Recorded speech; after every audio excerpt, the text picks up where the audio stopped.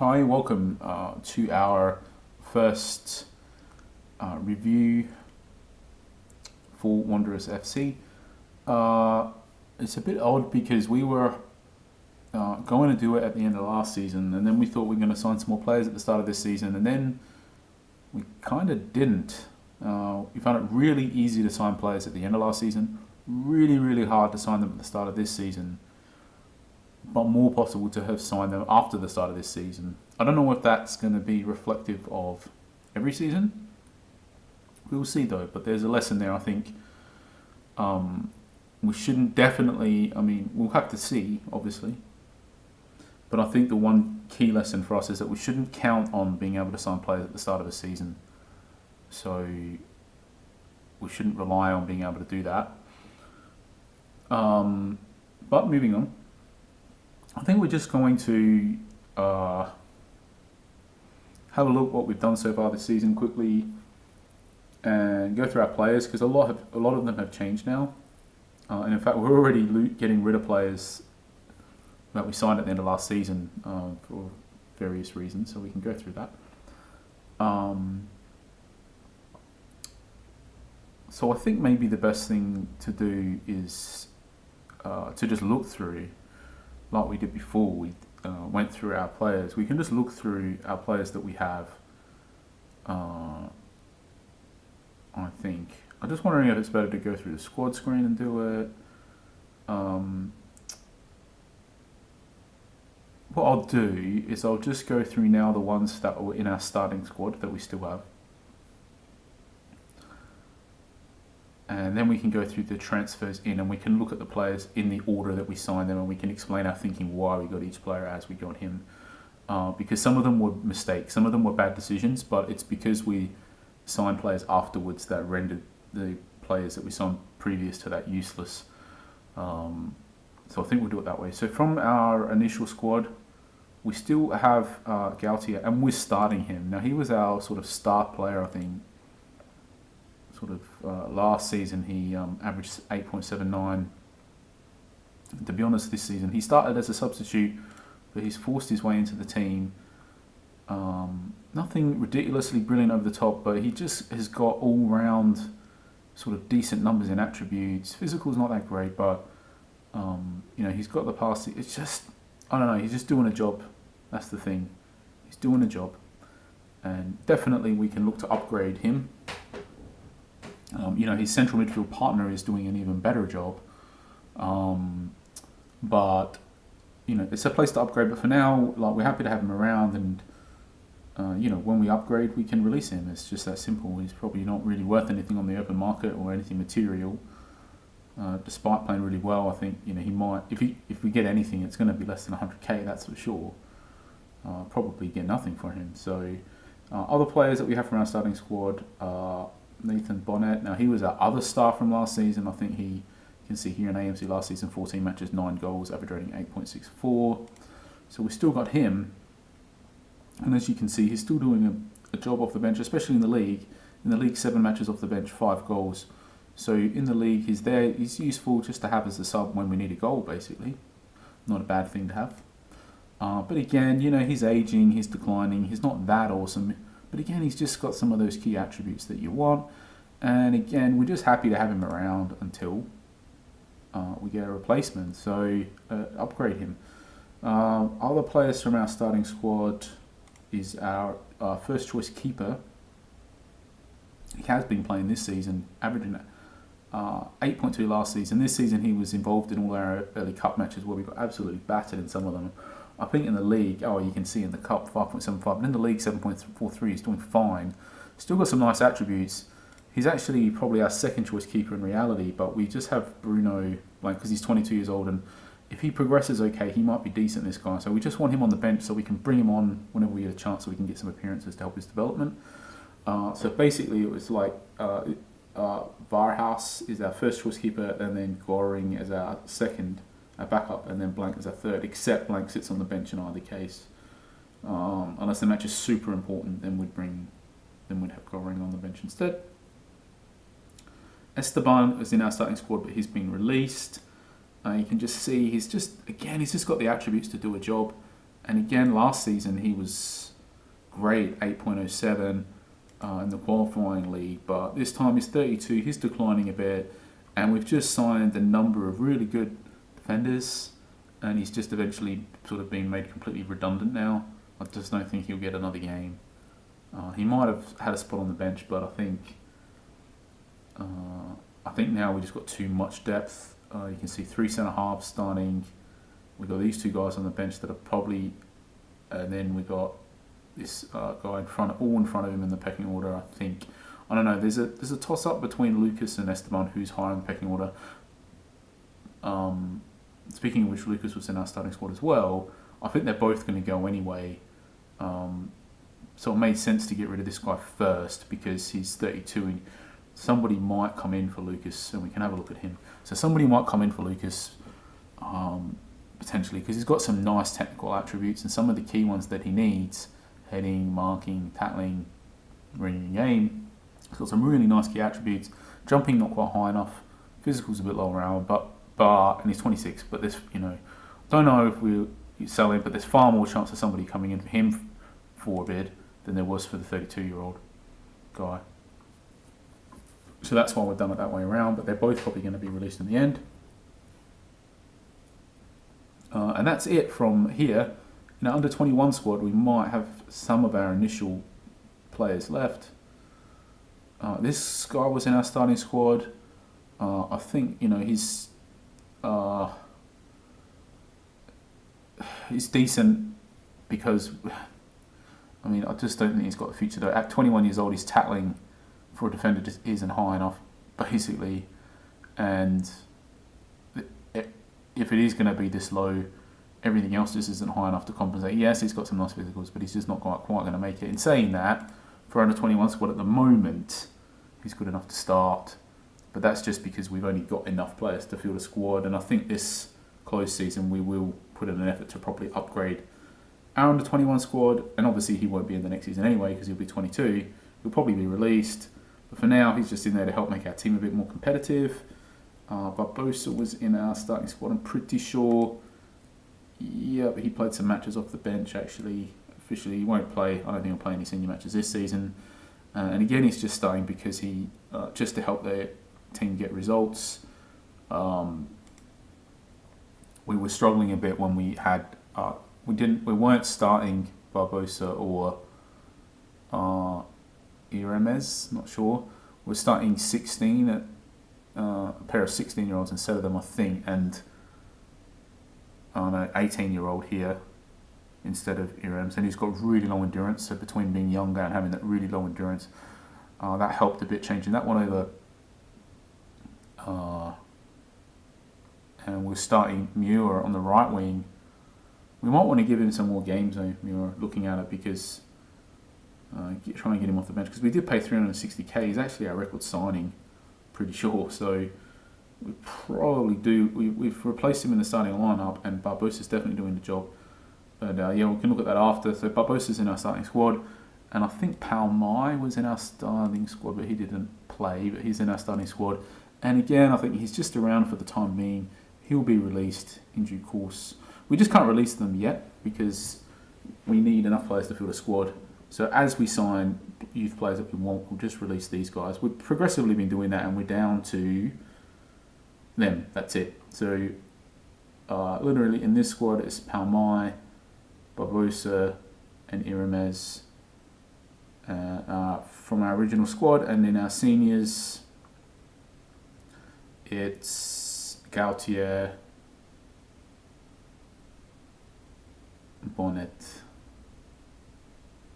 Lucas, Goring, Esteban, who's released, and that's it. So I'm not quite sure how many that was. It was 3 in the youths, 4, 5, 6, 7. We've got 7 players from our starting squad, but about to be 6 because his auction's finishing imminently.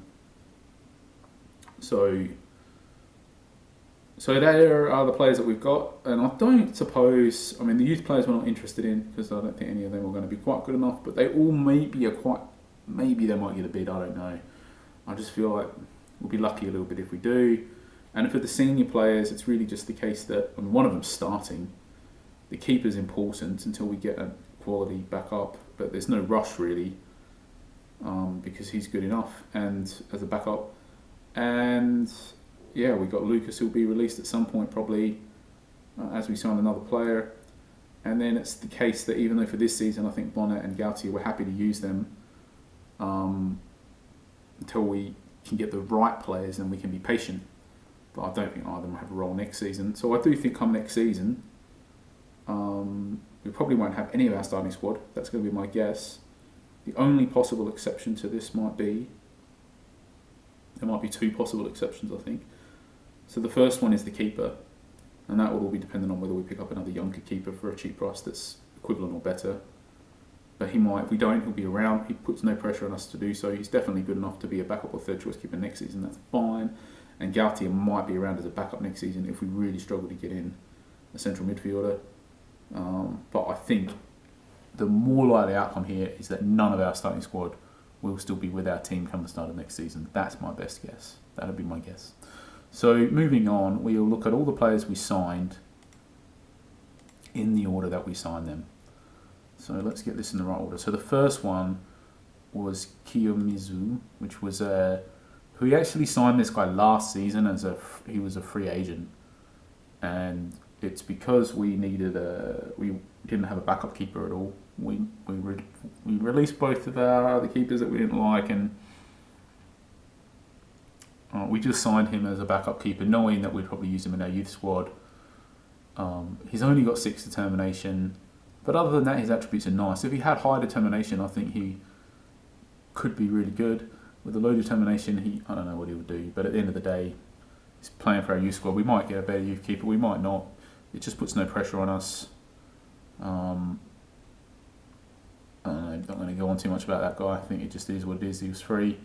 So other youth players we signed, there's a whole bunch that came through here. Hopefully the order doesn't change here and it stays the same. So Blockley, Todd Blockley, now he's been playing centre half for our under 21s and he's been not delivering, let's just say. He's only averaged 6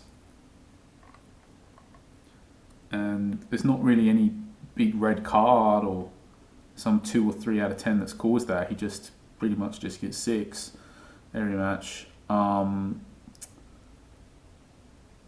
don't know why looking at him he can't do a job there. I think perhaps it's the marking is low, obviously.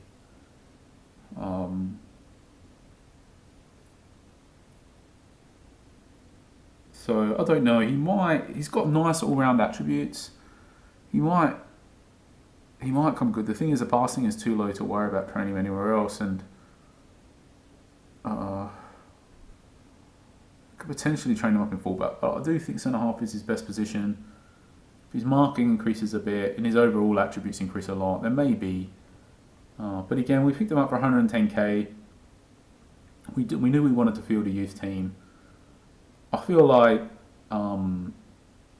we might not sell this guy for 350k, but I think there's a chance that we might be able to sell him for something if we wanted. I'm not sure. Nothing too special about that guy. We just needed some bodies for our youth team. He's a body. I don't know, maybe if... I wouldn't want to say that was our best transfer, let's put it that way. This guy, he needs some more matches. We want to try and get him some more playing time.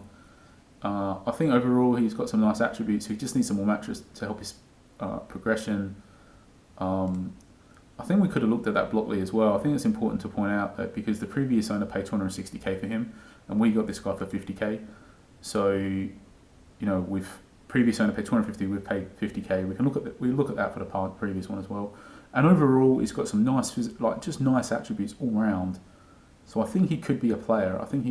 He just needs to develop well. And right now, we're not doing a very good job, to be honest. He needs to play more youth matches. It's hard in the qualifying league because you don't get many early fixtures. I think we got the fixtures coming thick and fast now, so we've got a good opportunity to have him play lots of games now. I'll just look at Blockley and see that same thing in his value history, what his previous owner paid. So somebody's paid 500 and like about 600k for him as a 16-year-old youth player. So we've actually got him for 110k when somebody paid nearly 600k. So in that context, great deal, I guess. James Myers. Now this guy we got for free, 21 years old. And what we noticed is we've been training him up in left back. Previous owner was playing him on left wing, and he had something like 93% proficiency. So he was just an AML when we signed him. Now as an AML, he's only got 6 in dribbling. Got some nice attributes for an AML, but 6 in dribbling is very low, and 3 in passing isn't particularly great either. I mean, he's got some deficiencies, but one thing he had for a winger, an AML, was 17 tackling and good marking. And I just saw him, we'll just train him as a left back. I think he'd be great left back. Can cross it from the left back, good crossing, great good, tackling and marking, whatever. 20 determination, mental's a bit low, but they will get up higher, hopefully. And 20 pace and great physicals all round. And I think he will do a job in left back. As you can see, we just started using him a bit in our first team. We're kind of just waiting for him to get up to 100% at the moment, and then I think we'll start him every match. But yeah, he's only played 2 matches in the league in left back, and he's got an 8 and a 9, I think, for our seniors. So I think he'll do a good job, and I think as a left back, he's got some nice attributes. And I honestly think we're not going to have many dramas. I don't think selling this guy for something. We paid nothing. I'm pretty sure we'll get 100k easily. I think we might be able to go for more than that, 250,000, maybe if we're lucky, 500,000 even. If we keep using him and he plays well, people will see that, and also it will help his attributes progress. And I just don't think there needs to be that much progression here. There's some tipping points that just people notice a bit. For example, double figures. So when all these 9s, 9, 9, 9, 9, 9, 9, 9, when all those 9s hit 10s, all of a sudden he'll just look way better, despite the fact that it's just a bunch of attributes that went up on point. But it will just look proportionately way more than that, because people just notice the double figures some more. So I think he was a really good sign. I'm really happy with him. Awesome left back. But the reason why we got him for a bargain is because no one was looking at him as a left back, because he wasn't a left back when we got him. That was just something that we noticed. Ibrahim, not sure. 0 again. Paid nothing for this guy. We didn't check the value history for the other guy, so we paid nothing for this guy. Somebody at some points paid over 500,000 for him, 525k as a youth player.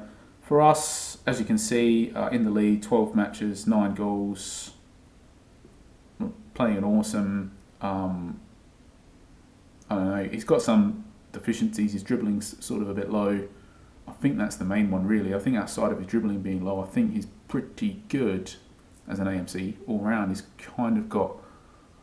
I mean, yeah, it's not perfect, but for what do you expect for a 23-year-old player who's free? I don't think you can expect much more than 9 goals in 12 games. He's playing awesome, and I think if he develops up a bit with these attributes, we might be able to sell him for something material. Not millions, but maybe 1 million, or a part of 1 million, 500,000, or 250,000. It really just, it's the same as this Myers to a degree. It's just how well they progress. So let's just have a look at his value history. What did somebody pay for him in the past? So somebody's paid 245k. So as you can see, there's a bit of a trend here that these guys are all sort of younger players that we've signed for 110k when somebody pays like 600, was it? 250k. Somebody paid 250k for him, we paid 50k. Can't remember, 250k for him. I think somebody paid over 500,000 for him. So you can see, like, all of these players are still young players, and people in the past have paid way more for these players than we have paid. And they're all doing well, not all, but I think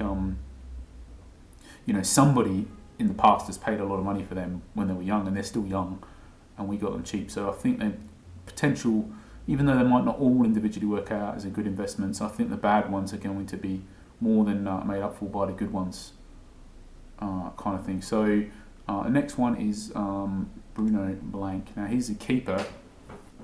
who we're trying to develop a bit, get him some matches. Now, his technical keeper skills need improvement all round. But the thing is, his physicals are great. Like, 19 jumping, he's quick, he's great agility, balancing. So his physicals are fantastic for a keeper. Mentals need some work. I mean, the work rate and the flair look like they're not progressing much anymore, but that's fine. I mean, it's a keeper. So, the other ones are still all progressing. Hopefully they continue. And, the technicals are all on the up. And, the key ones that you care about, technicals wise, the catching and the reflexes are the main one, even though a lot of these others are important. Shot positioning is quite important. So quite a few of them are important. The key ones are the reflexes and the catching, really, and they're the highest ones. And jumping is pretty important here. Well, the physicals generally are pretty important. He's got great physicals. So it depends really if the reflexes and the catching improve much more, and how much the mentals improve and whatever. But potentially, I think he could be solid.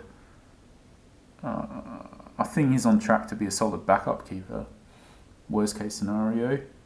And we got him for free. I don't know if anybody paid for him in the past. No, he's only ever been worth nothing. I don't know where is he. I don't know if he was part of somebody's. Not sure. If he was part of somebody's starting squad or not. It's not important enough to focus on. We've got this guy as a youth player, and all of a sudden you're seeing we had to actually pay money for this guy, 360k, because he was a 15-year-old. If he was the other youth players we're picking up were discarded youths from other players, and you get them for bargains. This guy we got as a youth, we actually had to pay for him. And again, we're not doing justice to our investment. He needs to be playing more to help his progression. Right now, a lot of no solid green up arrows. They're all sideways. We need to get him some more matches. For us, he's got some nice physicals. It's just obviously how well he progresses. That's what's going to dictate all this. And we're not doing any favours to help that progression. We need to focus on that. As to whether I think in the end this guy is a striker, he doesn't have the tools to be a right winger. He can't cross, can't dribble particularly well, but for a striker he's got some nice attributes at the moment: finishing, composure off the ball. So jumping is really low, but basically I think it's that finishing, composure off the ball. If those can all progress well, then it could be a tidy little nippy striker potentially. If they don't, then he'll be nothing, won't he? So it's a risk. And but as you can see, it's all of a sudden it's a risk. That's the thing. We pay 360k, we could lose all of it potentially, or most of it. His risk. Out of all the players we've signed so far that we've seen, he's the one that's actually sort of a risk. So Evlogi Lucan, not sure how you would pronounce that. We only paid 30k for him, and again he's 15 finishing, 13 composure, 13 off the ball. This guy, a much safer investment, to be honest. He's looks pretty similar to, he's only got 3 dribbling. He's a bit more deficient overall, but yeah, I think he's a much safer investment because he's only 30k. Just be interesting to see how he comes along as well. He is actually getting some games. One to keep an eye on, and a lot less risky because the price point was much lower coming in.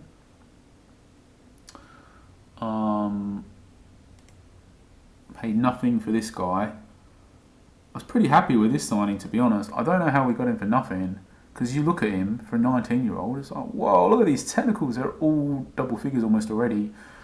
For a central midfielder, some fantastic ones. I mean, for a box-to-box central midfielder, he's passing, tackling, technique.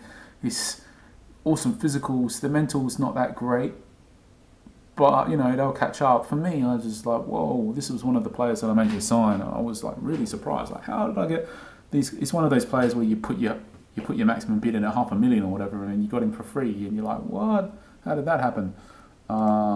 Really surprised, and he'd never been paid. Somebody's paid 10k for him, it looks like, in the past. So he was bought as a bargain.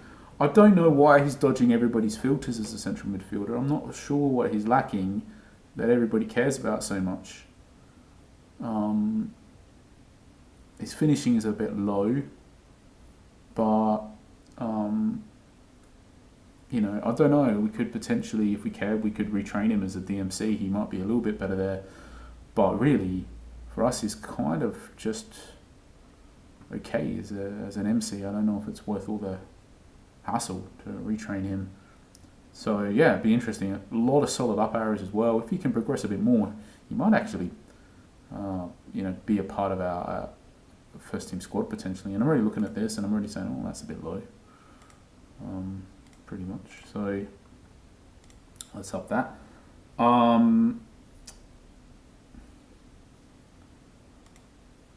Josh Jasso is $250,000 for 18-year-old striker who's kind of got, not the jumping's not quite there and the strength, whatever, but decent all-round physical. I mean, he's nippy, pacey. He's 15 finishing, 16 composure, 14 off the ball, and his mentals are good for an 18-year-old all-round, really good actually. And his technicals, I think if some of these 8s, like we were saying before, and 7 maybe, if these can get up to 10s, I don't know, I feel like if his attributes can just get up a bit, if he can have a good season and actually deliver some goals, we might be able to sell him, and he might be able to play some kind of role in the first team. He's only played one game off the bench for our seniors and he scored. I don't know. I feel like if he can progress, he could have some kind of a future. We paid $250,000. Previous owner paid $250,000. Seems. So I think we just picked up somebody else's investment that they've pulled out of. Is it a good one? I don't know. It just feels like it all. You know that overall the attributes are going to all go up. You know that for a fact. And I think for this player, it all comes down to how much exactly does the finishing and the composure and the off the ball and the pace go up, and how much does everything else go up, but how much in particular do the ones that everybody's going to have on their search filters, how much do they go up? Because if they can all hit 17 plus range, which is totally possible, then and whilst he's at a young age still, he could potentially pop, and we may have no drama selling him for $1 million. So be interesting keeping an eye on him. But that's sort of so often the case with young players. It's just like, if they can just get those key attributes up to the threshold levels that everybody's going to search for, then everybody's going to find them when they search results, and you're naturally going to sort of get more money for them. Jesus Martinez, he's playing well. I think he's not 13 marking, 14 tackling. He's only 18. Some decent all-round. It's a little bit just decent all-round technicals. He can't pass, so it's a bit of a shame. Decent all-round mentals for an 18-year-old and decent all-round physicals, but low endurance. So he's only ever going to be a backup. And, I think we just needed some bodies to put a team together, and we needed a defender. We're definitely short of defenders when we signed this guy, of viable defenders at youth level. So that's why we got him. We needed some bodies. We paid $25,000. I'm not too stressed. He's just one of those ones. I mean, somebody in the past that paid almost $500,000 for him, and we got him for $25,000. So I think, again, I think this is low risk, and I think it's probably there's every possibility that somebody's going to step in and offer $250,000 for this guy at some point. And maybe not, but, we got all these guys for cheap. I think one of them's going to go for $250,000, and he's going to cover sort of the wages for a season for a portion of the other ones. And I think the youth squad we got, even though I don't think we got any players you look at, oh my God, we're going to sell them for millions or anything. But I do think when you look at how much we paid for all of them in total, plus all of their wages, I think the output of the youth squad, worst case scenario for us, I think it's going to be self-sustaining. I don't know if it's going to make us millions and millions, but I do think we are going to sell the odd player who is going to cover the wages for everybody. I do think it's going to be, and the transfer fees will be picked up, I think, and maybe we get a first team player out of it. I do think we have a sustainable youth setup at the moment. I don't think it's a loss-making exercise. It's currently a loss-making exercise because we've not managed to sell any of them yet, but I think come next season when we can sell them, or the start of this closed season when we can start to potentially sell them, I do think that some of them will be picked up slowly over time. Next one is Athanasios Lasko, $160,000. Now, for me, he's just physically a monster, mentally a monster, technically a monster who can't finish. But his monsterness is just going to get him goals in and of itself at the level that we're playing. And as you can see, 12 league matches, 8 goals, 6 assists, 8.92 average rating. He's absolutely dominating, and he's awesome for us basically. And I think he will have another good season next season. I don't know if his shelf life is going to extend to playing Division 1 football, but at the level that we're at, he's well above the average player. Basically, he's way better than average. And for the tactic that we're playing, which we can go into, which is just long ball and spread the pitch as much as possible for our attacking players. So we're playing long ball, deep defensive line, and as much width as possible. So we're just hoofing it forwards, and all of our attacking players, our wingers and our striker, I think has the most inferior physical attributes to win those long balls of the three of them. He's got the worst, and he's awesome, and he's got the worst. And he's also a little bit unique in that he's good at tackling and some good defensive attributes, which I have no doubt helps us defend leads in matches as well. So, and he can cross and dribble, great for a winger. So I think this guy, even though he's not perfect, the thing is, if he had the high finishing, we never would have got him for 160k, right? So it's like, he's got some clear deficiencies here. One deficiency really. He's got a clear deficiency. First touch could be a bit better as well. Flair could be a bit better. I don't know. He's got some deficiencies, let's say, but if he didn't, there's no way we would have got him for what we got him for. On his value history, in the past, somebody's paid 2.2 million for him, and even very recently, somebody's paid like $1 million. So 160k. I don't know if we'll be able to sell him or not, but he's going to help us win matches. That's for sure. Ollie Vogt, 270k. 28 years old. Check out this value history. In the past, somebody's paid 650k for him. His previous owner, it looks like, got him as a youth player. Yep, kept him. Let's just saw this. So Dunhammer got him as a youth player, 650k. Kept him his whole career. Actually, he's starting him last season, using him a lot. And yeah, for us, he's just tackling, marking, heading. Not awesome, but they're all high enough. Physical's awesome, and just generally just really good all round. And I think 270k was a nice price, and you can see in the league, average rating 9, 7 assists, 4 goals. He's just dominating. So happy with him. Yeah, and I'm just going to take a short break, and I will commence on from here. I just need to do a few bits. Alright, so we're just continuing on this video to review our purchases. We got up to Vogt in the last video, so now we're on to Sander de Wit. So we have already released him, actually. So we paid 250k, as you can see. We released him and we only got 100k. So he was a mistake, sort of. He was 19 pace when we got him. I mean, his attributes are awesome. Really, I think. But the one thing that we've really made a mistake when we paid 250k for him was a couple fold, really. So firstly, you shouldn't really be paying that type of money for a 29-year-old unless they are going to be an important starting player for you. And this player ended up being backup for us as a left winger, and our starting left winger was the sort of fittest player in our whole team, one of our best.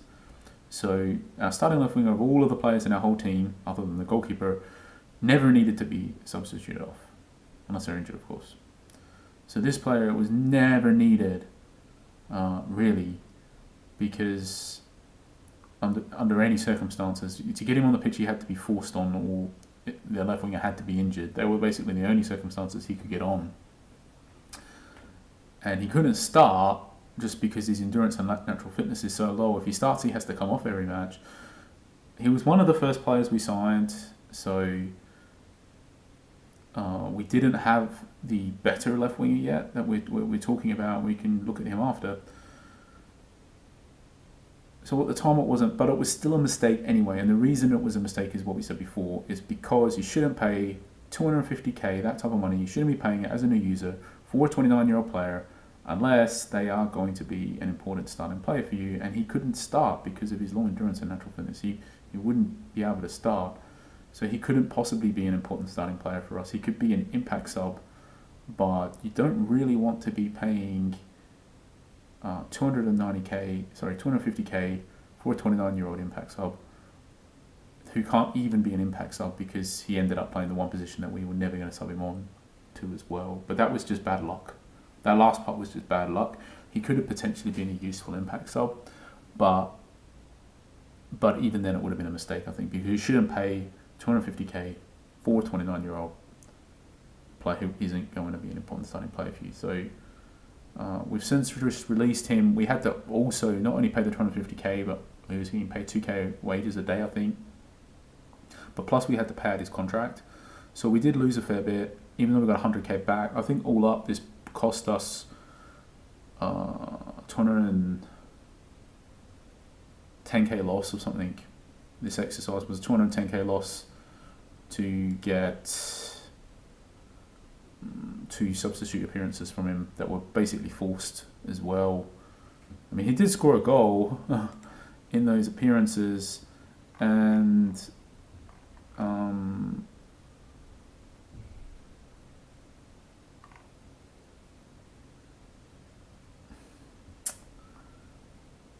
yeah, and that's that really. A mistake.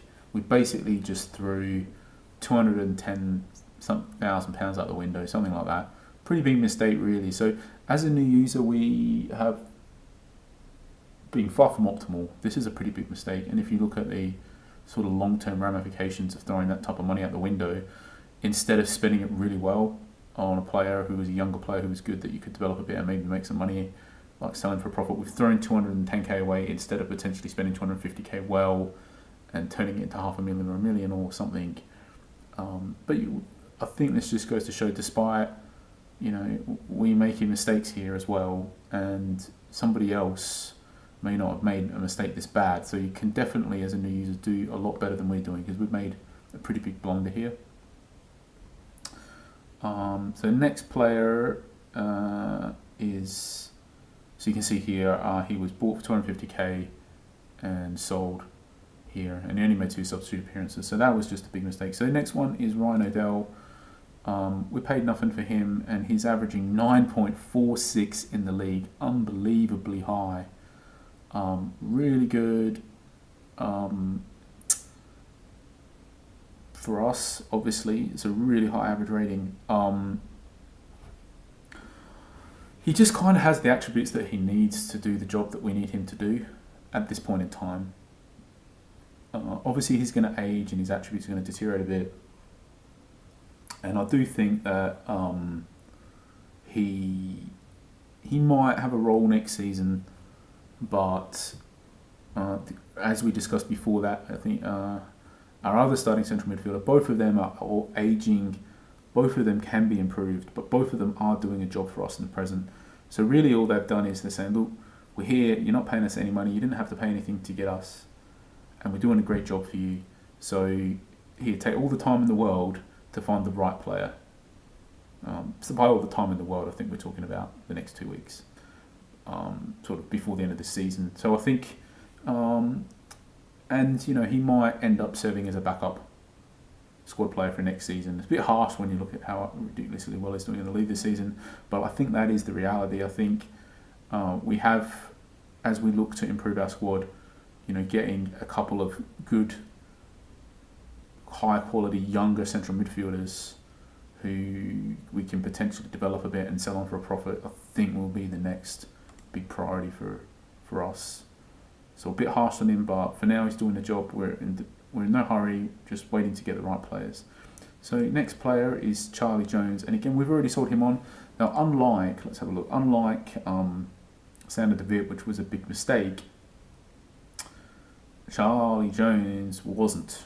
And there's a few reasons for that. Now the most obvious reason of which is that rather than paying 250k for him, we paid 13k. So it's a pretty big difference. Now we got him, and he was a wiki player, and we just put in a real super low bid, 25k, something like that, thinking, because we just needed bodies at that point in time anyway. We just thought, if we could pick him up for 25k, he might be able to do a job for us.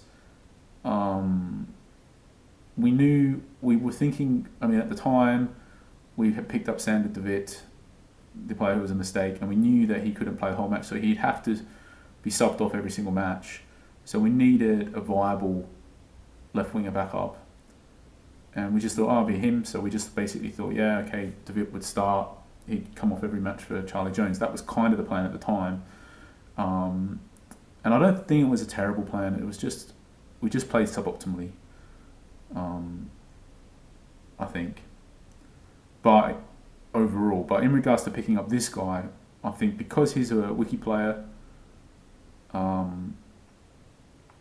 I think it is a pretty safe purchase because he's a wiki player with viable attributes. Now I say viable, the reason why we got him so cheap is because they weren't viable to others when we got him. Because when we got him, he didn't have AML proficiency levels. So he was just a DL. When we bought him, he was just a DL. And if you look at his attributes as a DL, it's pretty easy to see why nobody cared about him. Because as a DL, his attributes are pretty awful. I have no idea why, but the previous owner, if you look, was playing him in DL, as is the new owner, actually. So I have no idea why everybody thinks who's getting him thinks he's a left back somehow, because clearly he's just got much better attributes as a left winger. Now we used him. I think he was just literally he was like 1% short of showing up here. I think we just played him in one match or something on left wing off the bench, and that was enough to push him up to get him to show AML on his profile. And then because he was just never going to play, we had to force that appearance for him, I think. Yeah, we just forced it just because we had a look at it and we didn't know if one appearance would get him there, but we were just thinking probably only need to bring him off the bench 1 or 2 or 3 times in some league matches when we've already secured the result, and he'd probably get that AML proficiency, and then we could release him and we might get a bit of money. Now we did exactly that. That was exactly the plan, and we didn't buy him with the intention to do that. We bought him with the intention for him to come on for Sander de Wit every time. Didn't turn out that way, and we'll look at why in a second. But we decided then to get him up to proficient in AML, to release him, to hopefully get a bit of money, and we ended up getting 430k. So actually, as a collective decision, so signing de Wit plus Charlie Jones, and then releasing them because I wasn't using either of them, and it actually turned to profit collectively. It's just that the de Wit portion was a mistake and the Charlie Jones portion was not a mistake. And 2 reasons: 1, Charlie Jones is a wiki player, and 2, Charlie Jones cost way less money, 13k instead of 250k. So, and then we'll talk about, this is the player who made them both redundant. And then we picked up Felipe Montes for free, and he's just better. He's just better than both of them. Now, and I'll tell you the reason why, and the reason why is his physical attributes. He's just a monster. And he's got really high, well not really high, but high endurance and really high natural fitness. And he's got monster physical attributes, which is great for wide and long ball, which is what we're playing. Just pace, jumping, great all round, and then he's also got the work rate and he's tenacious, and the other mentals aren't that great. But I guess the one that he really cares about the most out of the rest of them might be the off the ball and the flair and the determination, and those 3 in particular are okay. And then in regards to his technicals, they're not awesome overall, but all the ones that you kind of want him to have, he kind of does have. And they're pretty good all round. And just as a collective set here is a nice set of attributes for a player who's this age to get for free. We knew that he'd definitely do a job. He is doing a job. And actually, he's 93% proficient on the right wing. It's just something that we could keep in mind. We might want to. We could potentially train him up on the right wing as well at some point. if we cared, basically. But right now he's got the higher long shots, so it's not bad that he can cut in, whatever, have the long shots. I think, yeah, we're really happy with this one. And it's just weird because we paid 250k for De Ligt and then we signed this guy for free and he's only 24 and he's better and whatever. It's just how it goes. And yeah, I think this was an amazing pickup for free. And, you know, he's got a lot of up arrows here. He could end up remaining a starting player for us all the way through to playing in Division 1, potentially, if he develops well. And also, we might end up being able to sell him for a hefty price if he develops well. And I honestly think even if he doesn't develop that great, I don't think we're going to have a lot of trouble cashing in for him a bit, like $250,000, you know, something, even if he doesn't really develop at all much. So I think great purchase. I don't know if he was our best purchase or not. Maybe not. Maybe this guy was. So our next purchase, another freebie, is Christian Gothard.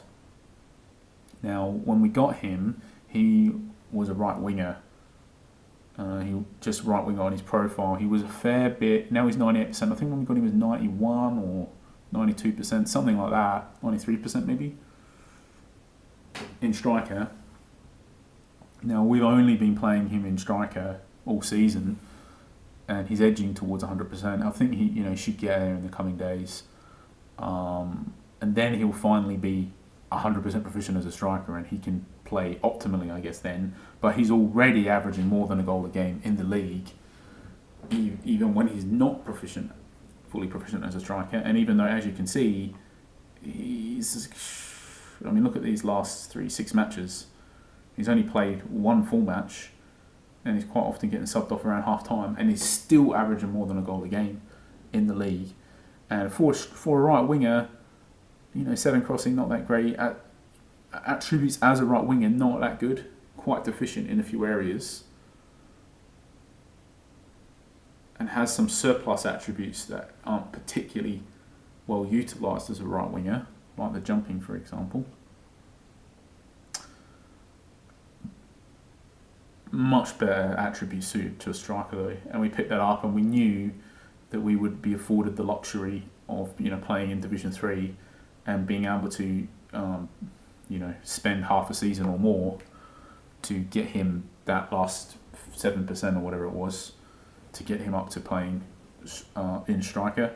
So it was worth it because he was at, you know, 93%. It was going to be possible to get him up to 100% before the end of this season, and he's only 23, and then I think a lot of it is a bit in lady luck, as in particular, you know, how much do his attributes climb all around, but very in particular, the big ones for the striker, the finishing, the composure, the off the ball, do those progress? Because if they progress a couple notches each, and the other attributes do all round go up, he will be a really tidy striker.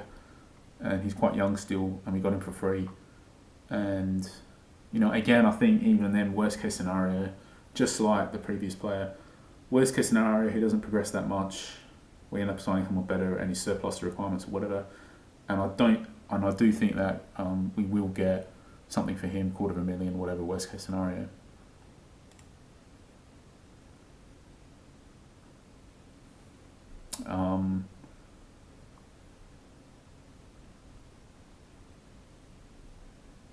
So next player, Salomon Chazan.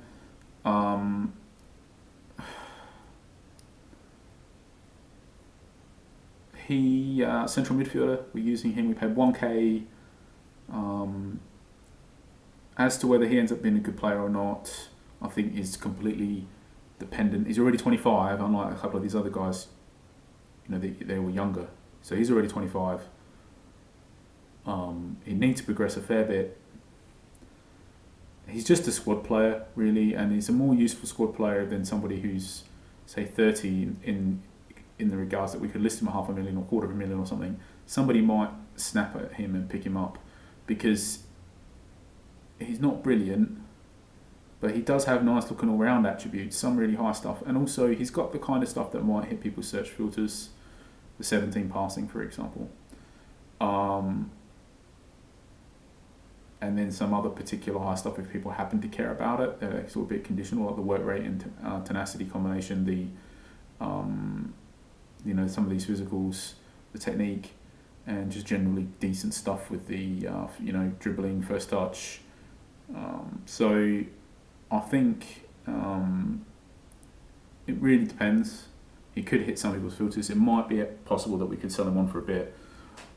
I don't think that he is I don't think he can become a Division 1 standard player for us. I don't think, although who knows? It just depends on a bit. If the passing could get up to 19, some of this other stuff goes up, then maybe. But yeah, not holding our breath. But at 1K, just to a lesser degree, like the other, I think we could cash in for this guy 50k or 100k pretty comfortably if we just listed him at a price like that. The next season, he would be sold. We'd get a bit of money for him. And right now, he's pretty much coming off the bench every single match, and he's playing a role in our team, and he's doing all right. He's playing quite well, so that's fine. He's needed at the moment. He's playing a role, and we could probably sell him for a bit in the future. Sort of the type of player, really. I think maybe just come back to him, because I do think that in many ways he's just typical of exactly the types of players that you can easily pick up as a new user for nothing or for 1k, and kind of that you want, because players like this that you're going to use either as a starter or coming off the bench frequently. So if they've got a role to play in your first team and they're in their mid-20s, you don't have to pay anything for them, and they're going to be on 1k wages. And they've got attributes that will hit some users' search filters. They're just good buys, really, because one, they're helping you because they're playing a role in your team, so they're contributing, they're doing something. So even if you don't end up being able to sell them for anything, they still contributed, they still helped you.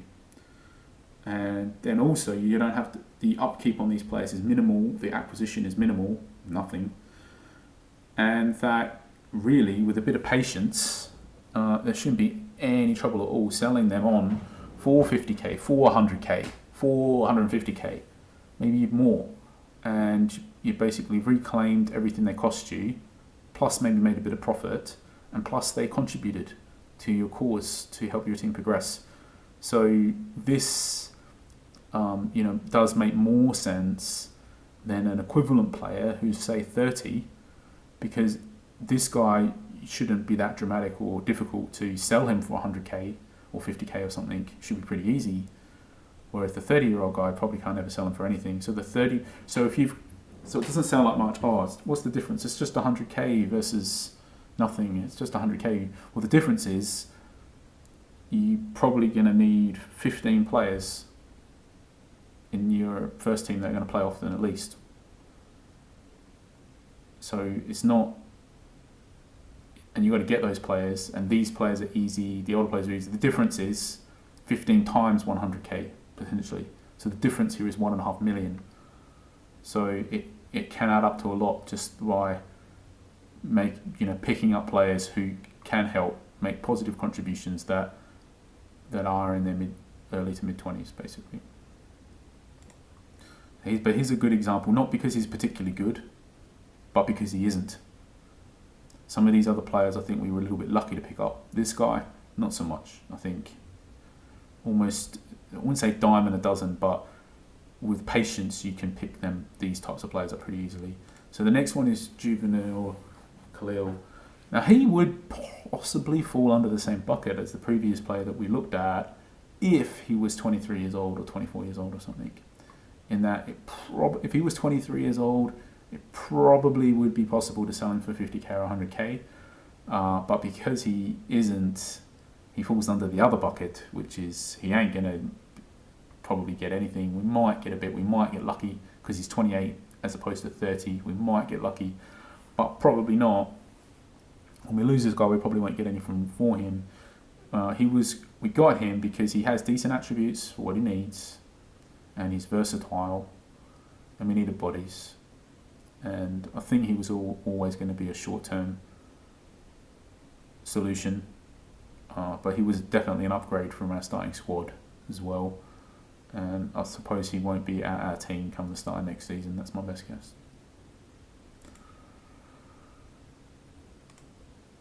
So your next player is Samuel Allinger. Now he's just got unlucky. He's just recovered, I think, not quite yet. He got injured for 6 matches, and then had nowhere near enough condition to start. So he's missed 7 matches, and he might miss an 8th match yet to get back to 100%. So he's missed a huge portion of the season. I mean, he will have missed 8 games. He only played 9, so he missed a huge portion of this season. But he has in the league done well. And yeah, you just look at his attributes: 4 centre half, 18 tackling, 17 marking, got the heading, got some other real nice stuff. First touch, for example, and he's just got strength and jumping and good mentals. And we got paid 170k, so we actually paid something for him. But the thing is, he's got the endurance and the natural fitness to start. He's a nailed-on starter for us, and he is 26, so it is possible that we could reclaim this investment, maybe sell him for a bit more, or a fair bit more even, potentially, if his attributes go up some notches. And you can see in particular the technicals anyway, that you really care about, the tackling, the marking, the heading, they're all solid ups, solid green ups. So potentially he could get 19s, maybe. Well, yeah, potentially. Not potentially. I think he definitely could. If this read 19, 18, 19, and the strength was 19, because that's solid up as well, all of a sudden he'd be hitting a whole new realm of way more search filters for users. He'd go from a sort of an above average centre half to a top tier centre half with those attribute increases if he gets them. And if he turns into a top tier centre half, it could be possible to sell him for $1 million even, if that sale happens soon, because he's already 26. So anyway, but for us, for now, as a new user, 170k, 1k wages. If we keep him, he's just a solid nailed-on starter pretty much until he's into his 30s. So good purchase for us, good investment, and moving on. So this was just about 25. This is another youth purchase. Let's go to his value history. So somebody paid about $250,000 for him. We got 25. We paid for 25k. So I think, and he's only 17. So as a 15-year-old, as a youth player, somebody's paid 250k and got him when they're 16. And then at the end of that season, when we picked him up during the close season, so basically paid 250k, and then the same season released him and got 25k for him. That's basically what's happened here. I mean, we picked him up 250k. Not sure that was a good investment. 25k looks a lot better. He's got nice attributes. He might turn into something, and we just need a bodies for our youth squad. And really, there's a bit of a wealth. When all the youth players are coming, a lot of users are releasing other youth players, and I think as a new user, that's where you need to be looking. The youth players are too hard to get. The 15-year-old youth players are very hard to get, but whilst everybody's fighting for them, there's a lot of other bargains going about. Another body for our youth squad. We paid nothing for him. As a 15-year-old, he went for 550k, it looks like. Again, decent attributes. You might develop something, you might be able to sell him on for a profit.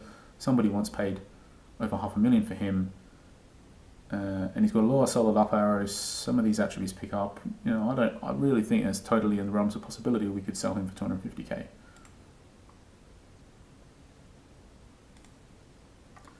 Another player we picked up for nothing. He's got no value history. So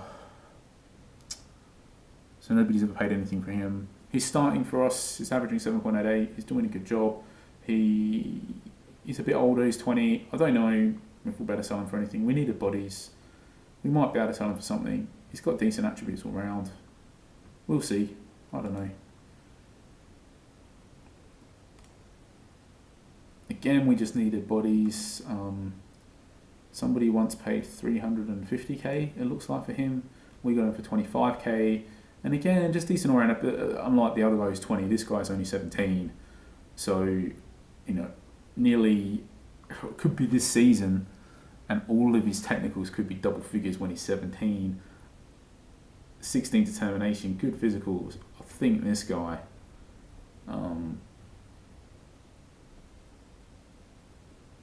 think the tricky part is what position does he play, because he's just too well rounded in some ways. I think that is the tricky part, but I'm almost thinking that we might be able to bump this up a bit. Might be a bit too low there. So yeah, we might be able to look to sell him. I don't know, maybe we should play him a bit more, help him develop. We're not doing him any favours there. We can look to do that. So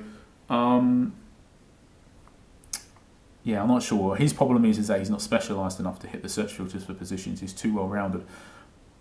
But if he develops well, which we're really not helping the cause at all because we're not playing him, if he develops well, then maybe he would hit the filters. And if he starts hitting any filters, his attributes are going to be pretty monster looking all round. So good pickup if we can help him develop. We're making a mistake by not using him in the youth team.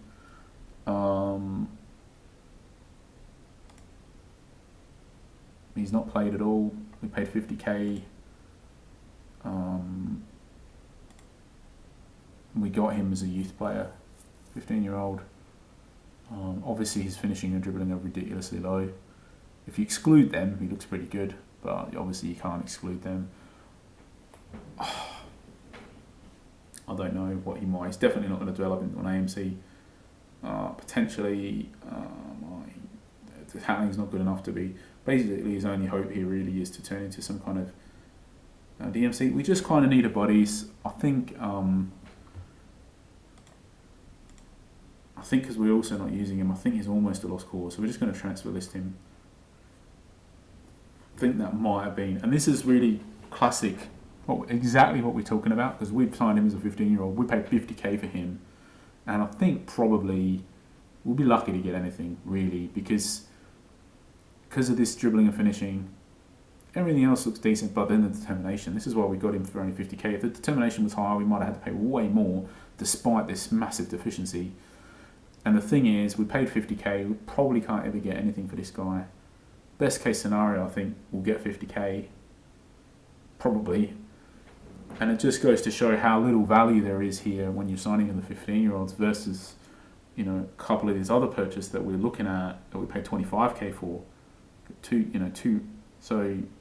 got multiple players for 25k that were really good purchases, and then that guy, no value at all there really. So next purchase, we got a left back. We paid 5k.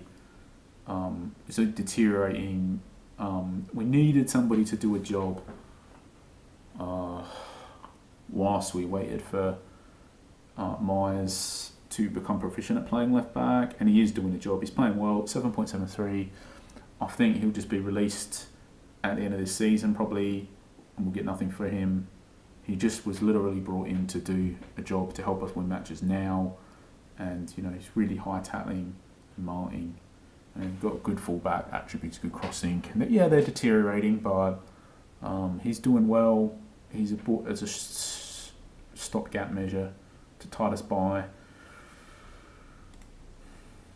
It's just typically one of those ones where if we could have got, you know, a 25-year-old player with the 19 tackling and stuff and the high marking and everything that could have done that same job, then we would have definitely gone for the 25-year-old player, but it just, I mean, there were none available basically.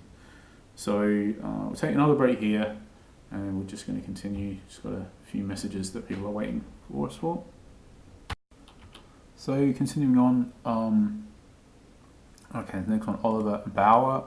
We paid 110k. I think for a centre half, he's got jumping and good physicals. The key ones that you want, the jumping, the strength, and I guess to a lesser degree the pace and endurance is okay. He's got nice technicals, but just not, you know, he needs those. If these go up a notch each, 17, 16, 16, all of a sudden he'll be visually better to other users. But I think he's sort of a little bit past it in regards to expecting to make a lot of money out of him. Might better sell him for $250,000, maybe a bit more if we're lucky if they do go up. We really did buy him to use him, and we are using him. He's just, because we're playing a long ball, our centre halves, they hoofing the ball forward a lot, and you just want really a little bit better sort of passing vision from them, and that's what he's got. He's got high passing and vision for a centre half. So we've really just bought him for our tactic to help create a few more chances, better quality chances for our attacking players, because we were. I don't know if it was an issue or not. He's not exactly set the world on fire with assists either, sort of with direct assists from back there. But I don't know. I think he's just not a terrible purchase, but not the best purchase by us. I don't know if we'll recoup our investment or not, but we're using him, and he didn't. We might. I don't think this was a terrible purchase. It just maybe wasn't a great one. Next one is Cosmin Sabal, 100k, 22 years old. I think this falls more in the bucket of, if you could have picked him up for free, which we didn't, you probably could have easily sold him for 100k, which is what we paid. But we paid 100k, and I don't know if you could easily sell him for more or not. A lot of it will depend on basically the key attributes. If the finishing goes up to 17, if the composure goes up to 18, then he could hit more people's search filters. If the 9 goes up to a 10 and the 8 goes up to a 10, and basically all of his technicals are looking double figures, that will just visually look a lot better. I think there's a chance we could sell him for $250,000 pretty comfortably. Definitely, I think we can get our investment back on him. I don't know if we'll be able to turn a profit. And he's basically comes onto the bench if somebody's unavailable, if one of our attacking players is unavailable. Just so happens that this season that all of our attacking players have pretty much been available for every match. So he hasn't played much, but he might get a little run in the team. As you can see, he actually, in the last match he played off the bench, he got 2 goals in 29 minutes, so he did all right. So again, I think this is a solid purchase. I think these are more like the type of purchases that you just want to be making. You'd rather be paying 100k for this guy than 100k for a 28-year-old guy, because I think you're going to get. I think we're giving ourselves a chance here. We might strike it lucky. We might be able to get more. We might be able to get $500,000. That's why he's listed. We could strike it lucky potentially, particularly if the finishing goes up and the composure goes up. To a lesser degree, the off the ball, because the off the ball is already long enough that if somebody's got it in their search filters, it's probably going to be higher than 12. It's probably going to be higher than 13. So that going up to 13 probably ain't going to make much difference. So we'll see what happens with him. But like we said, it just looks nice when all of the attributes are double figures, and he's got a lot of. He might get to the stage where all of his technicals are double figures. So anyway, moving on. This is where we paid 100k for a goalkeeper, who's just a direct upgrade, and we're just using him, and he will be good for next season. And then I don't know when top division, because he'll be 31 by then, assuming we get back-to-back promotions. But he'll be good for a backup keeper then, and he's on 1k a day wage, which is exactly what you want for your backup keeper. So basically, he's just in for, he's a direct upgrade, and from here, really, I think to get a goalkeeper that's materially better than him, you do have to pay real money, basically. I think he's about as good as you can possibly hope to get without paying any actual money, really. So, so we're happy with that. The reflex is going down, unfortunately, as is some of the physicals. If they erode a bit, he won't be looking so good. And that's why I think he's good for this season for sure. Probably good for next season. We'll just have to keep an eye out for a top class keeper, but it's going to be so hard to get one without spending huge money. And by the time we get to the top division, I think we might need to address the situation at that point. Pay the money for the keeper, which we'll hopefully have at that point. We'll hopefully have the money at that point. But for now, good for this season, good for next season, and I think good for a second choice keeper, probably for a couple of seasons after that. So I think for 100k, I think 2 seasons as a starter, 2 seasons as a backup, and importantly on 1k wages all that time, I think that's a reasonable investment. Basically, keeper is really important. It's really important to have a good keeper as well. But you also don't want to be paying lots of money for a keeper as a new user either. You just got to get the balance right, and I just think this is exactly that. This is the balance right. It's 100k. It's not a totally insignificant amount of money, but this keeper will single-handedly win us matches, and single-handedly winning a few matches is going to mean finishing higher in the leagues. Finishing higher in the leagues is going to mean more prize money, more reputation, and that prize money and reputation over time is easily going to add up to be way more than 100k. So, and his wages are minimal. Now, however, if we had to pay £1 million for him and paying, say, 10k a day wages,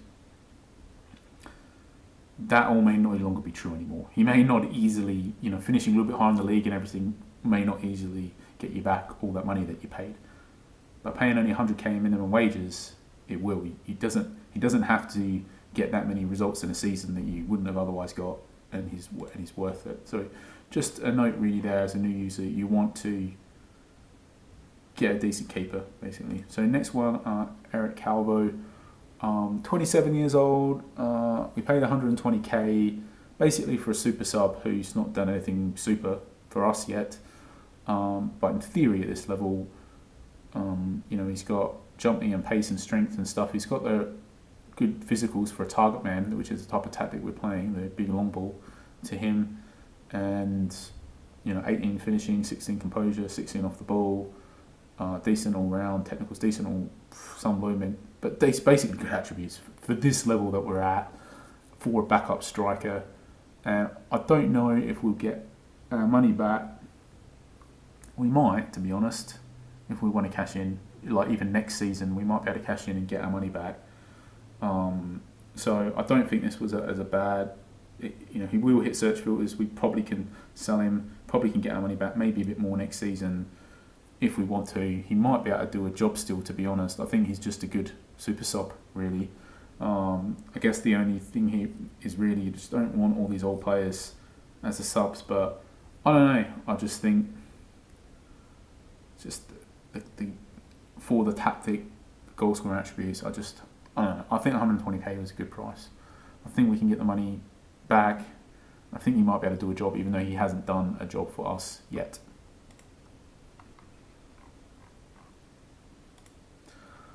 This player was a bit of a special one, so to speak, because somebody bought. We can look at the sales in a second, but a couple of our youth players, somebody's triggered the auto accepts on. And we basically ended up having less than 18 players, and somebody started a youth match against us.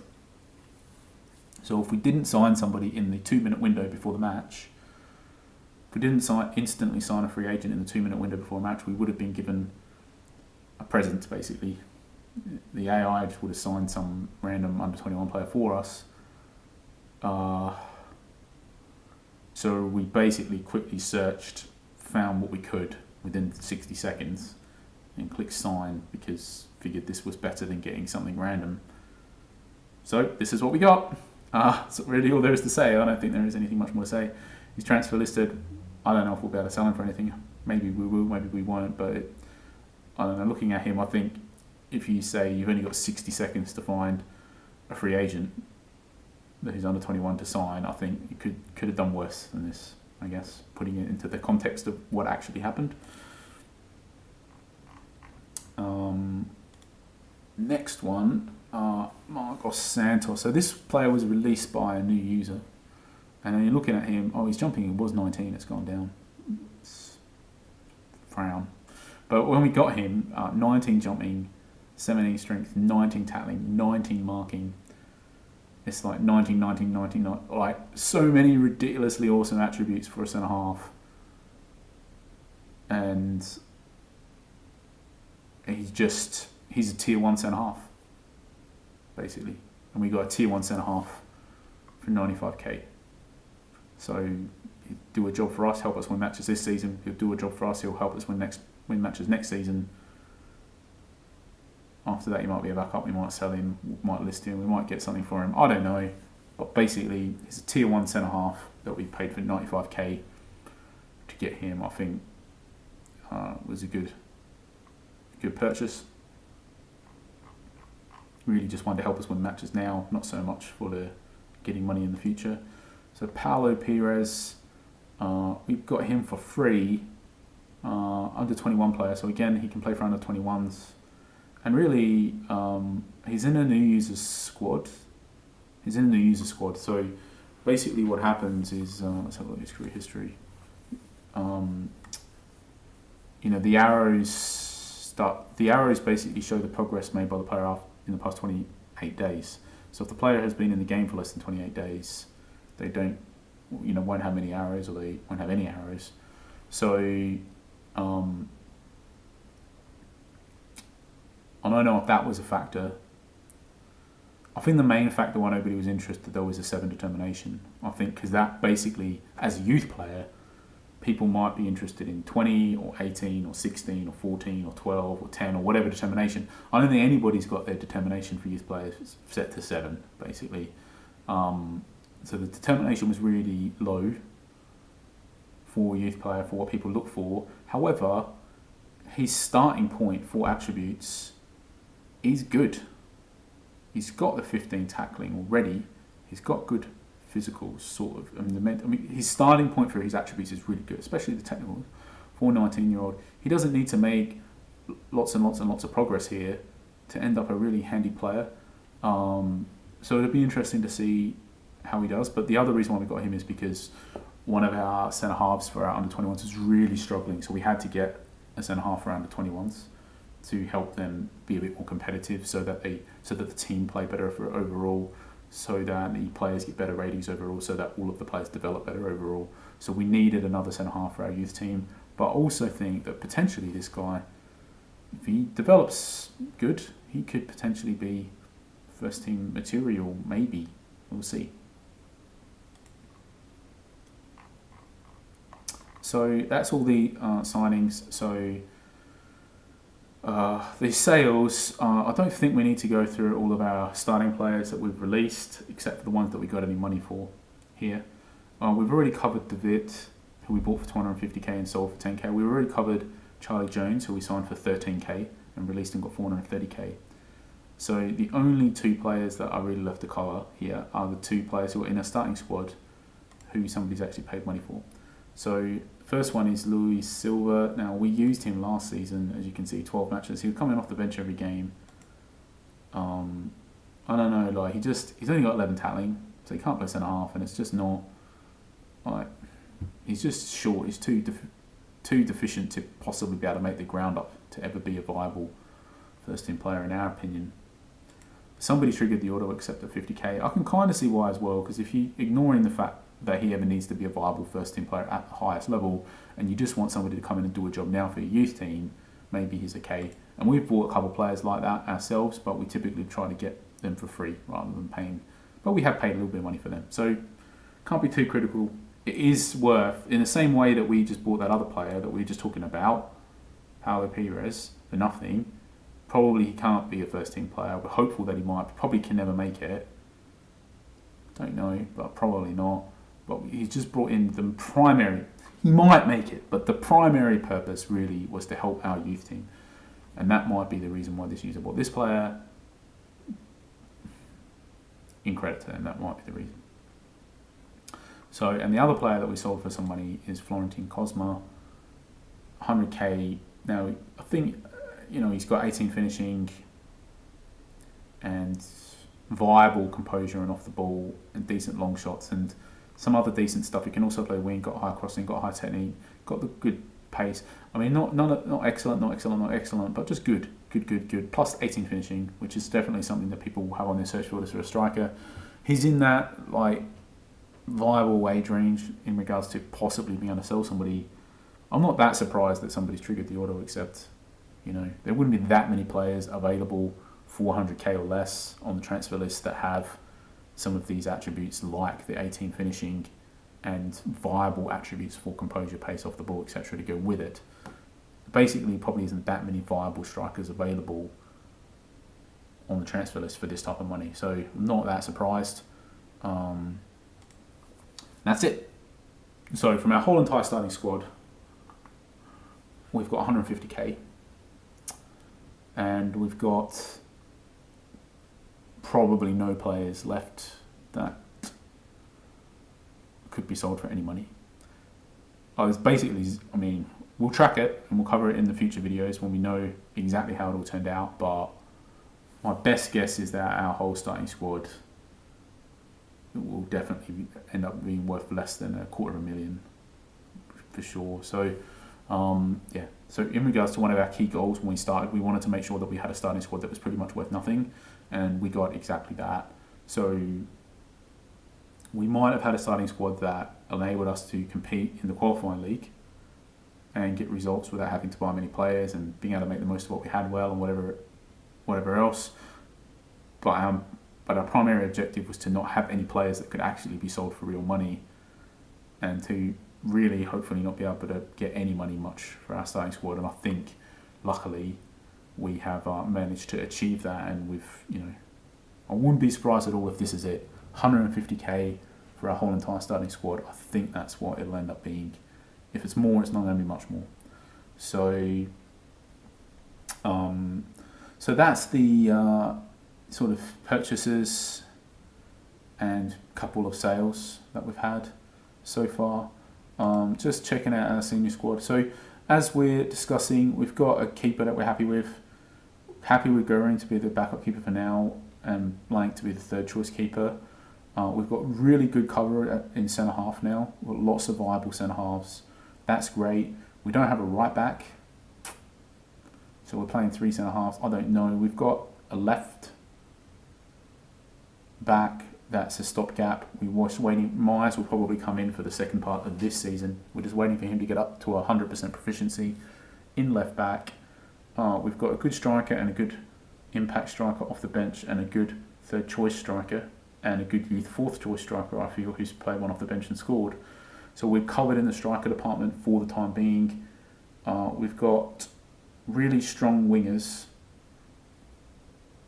and a strong AMC and a good backup AMC who is a stopgap as well. Really strong starting wingers. No real depth because we've just released it all. Myers can. I think all that really happens is we just end up playing 2 strikers or 2 AMCs. We'll play some kind of asymmetrical formation if we're down a winger. Probably we could put Calb on the wing. I don't know. So the thing is that they've both been available to start every single game, so we haven't had the situation yet, and we may not have it. So we'll have to see. Central midfielders, we want to replace both of them, but we're really happy with both of them for the time being. So, and I think that's largely it. So we've got the decent squad, can be improved more, and we'll look to do it. Just going to take another break, and we'll do the final thoughts in a second. So we're looking for our final thoughts here, really, for the start. So I guess let's just cover off some other bits. So our staff, we just opted to go for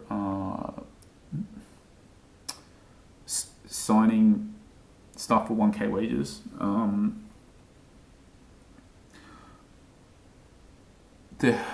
We have been putting some bids in for stuff for 2 or 3k wages, but not been winning any of them. So if we can upgrade any of these, sort of, say materially, but just a bit, if we can get an upgrade at 2k a day wage or a material upgrade at 3k a day wage, then we would take it. And we have been bidding, but for the material upgrades we've been bidding 3k. They've been going for a lot more than that, 20, 30k, more even. As a new user, each to their own, but I think it definitely is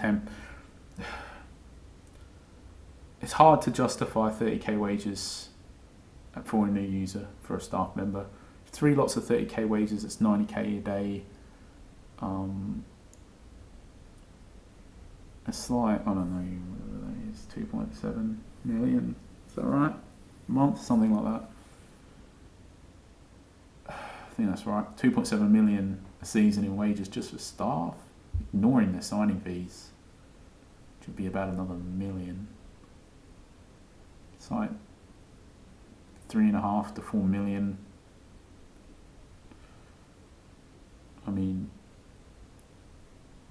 No, basically, no, you can't even afford it. But I think it doesn't make sense. It just doesn't make any sense, really.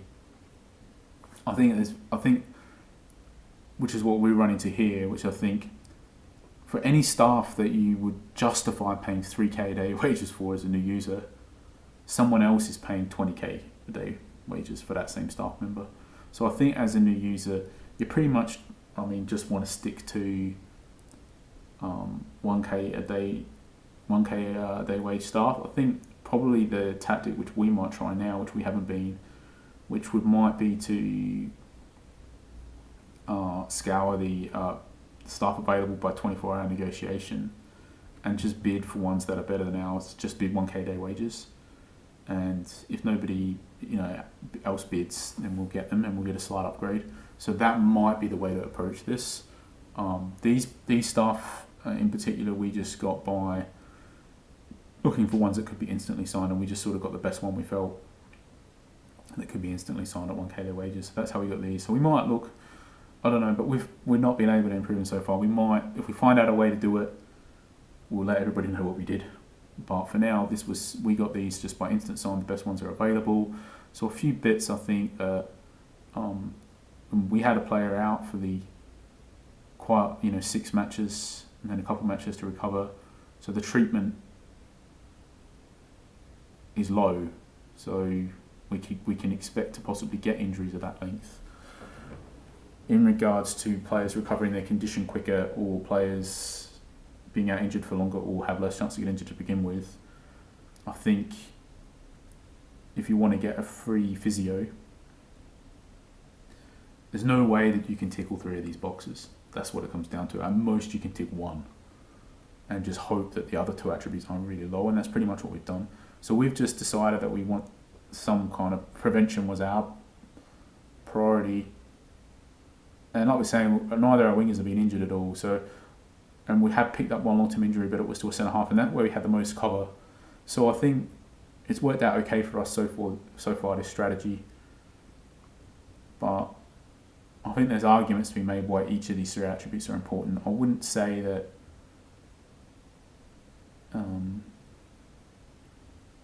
I think it's also like a viable strategy just to maybe try and get, if you can, just each of these sort of double figures, or all 3 of these, maybe at least 9 or 8 or whatever, just all 3 of them basic, just generally a bit higher across the board. I think there's an argument there, but I think the main point really is that I think you're better off just getting the best stuff you can for 1k day wages, which is what we've done. With the physio, all 3 attributes are important. I think it's just a bit of preference.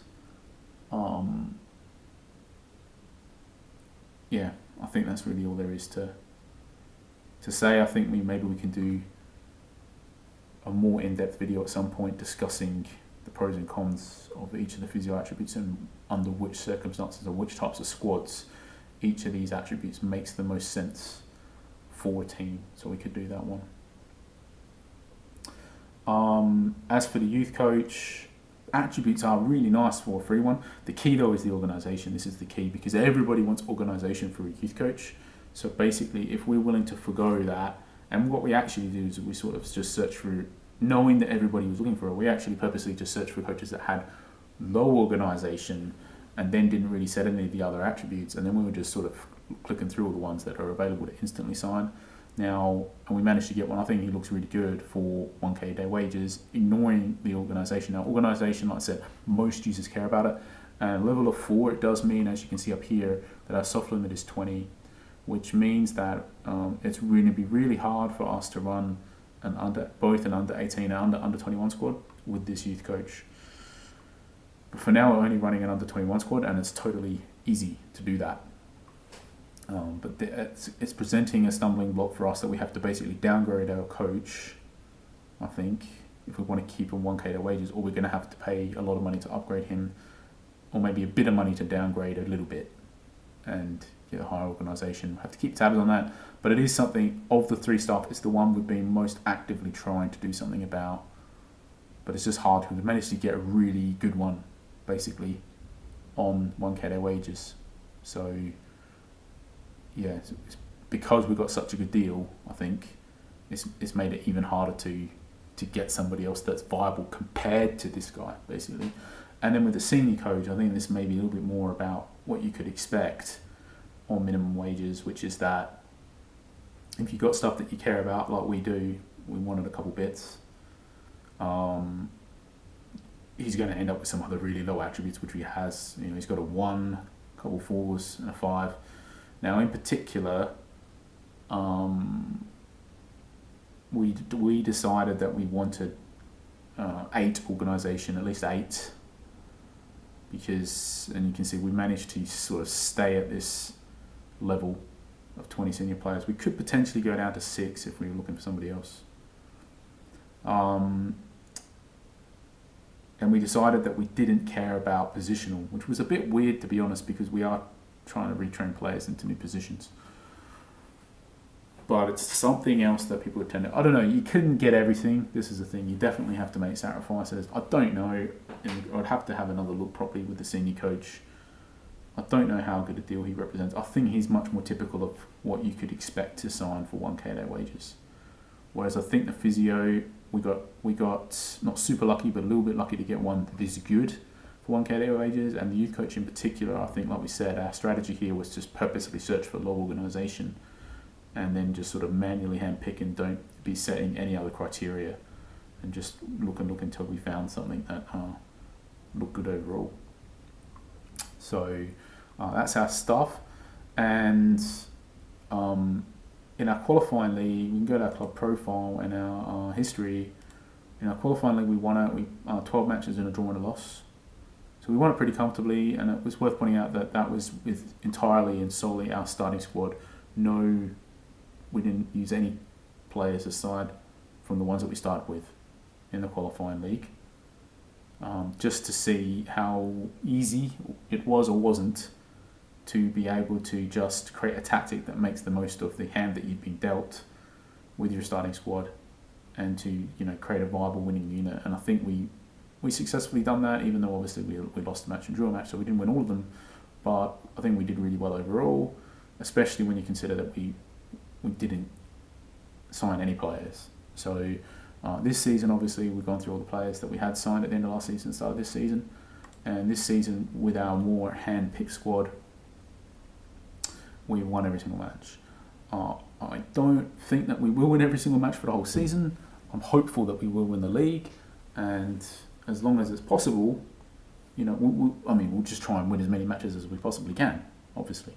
So, we're not in any cups or anything anymore. We got knocked out of those pretty early, which we can look at. We've got some pretty tough cup draws, and they happened at the start of the season, obviously, so we hadn't finished sort of building our squad yet. And we also got some pretty tough draws, and we got knocked out of the cups pretty early. The upside of that is that now we just got only league matches, so we can just focus every single match on just winning that match, and we don't really have to worry about competitions management and big cup matches coming up and the types of things that we had to worry about in the past when we were a top club. Now we can just focus on winning each match as it comes, and I think it simplifies things somewhat. And so far, we've been doing a pretty successful job of it because we've won all of them. So I think that's really it. We won our qualifying league. We're winning the Division 3. I expect that no matter what happens from this point, we will finish in the top 4 and get promoted. And I'm confident that we'll go straight through Division 2 as well next season, but we'll have to see about that later. So thanks for watching, and we will do another video. I might suspect when there's something more interesting to new and show. I think it's just as our squad goes through its evolution stages, and there's more sort of interesting things to show and stuff to probably update. I don't see the point to do a video of this length unless it's sort of crammed full of information. And for this one, it really was just, yes, a quick update of what we've done, but also, to go through all of the players that we've got and our thoughts on them and the reasons why we've signed them and the ones that we thought were good deals and bad deals and why. And hopefully all of that will help you as a new user make some better decisions in regards to the initial purchases that you make to get your journey on the way. So cheers, thanks for watching, and we'll catch you for our future review videos for Wanderers FC. Cheers.